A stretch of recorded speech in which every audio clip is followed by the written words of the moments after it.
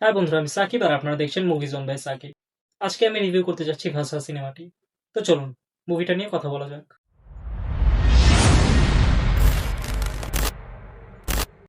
মুভির গল্পটা মূলত কিছু তরুণ ছেলেকে ঘিরে, যারা জীবনে খুব সিরিয়াস কিছু করতে পারে না বলে পরিবার ও সমাজের কাছ থেকে বারবার অযোগ্য বা লুজার ট্যাগ পায়। কিন্তু তাদের বন্ধুত্ব, লাইফস্টাইল এবং ছোট ছোট ঘটনাগুলো মুভিটাকে অনেক মজার এবং বাস্তবসম্মত করে তোলে। মুভিটির সবচেয়ে ভালো দিক হলো এর ন্যাচারাল কমেডি। মুভিতে জোর করে হাসানোর চেষ্টা করা হয়নি। বন্ধুদের আড্ডা, পরিবারের চাপ এবং প্রেমের ছোটখাটো বিষয়গুলো এত সুন্দরভাবে দেখানো হয়েছে যে নিজের লাইফের সাথে মিল খুঁজে পাবেন। বিশেষ করে যারা কলেজ লাইফ বা বেকার সময় পার করেছে তারা সিনেমাটার সাথে খুব সহজেই কানেক্ট করতে পারবে। অভিনয় নিয়ে বলতে গেলে প্রায় সব অভিনেতাই খুব ভালো অভিনয় করেছে। তাদের এক্সপ্রেশন, ডায়লগ ডেলিভারি এবং বন্ধুত্বের কেমিস্ট্রি মুভিটাকে আরো জীবন্ত করে তুলেছে। মুভিটার বিজিএম খুব ভালো ছিল।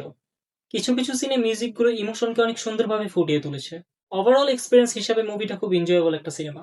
সব মিলিয়ে ভাষা হলো এমন একটি ফিল গুড মুভি যেটা বন্ধুত্ব, ব্যর্থতা এবং ছোট ছোট আনন্দগুলোকে সুন্দরভাবে তুলে ধরেছে।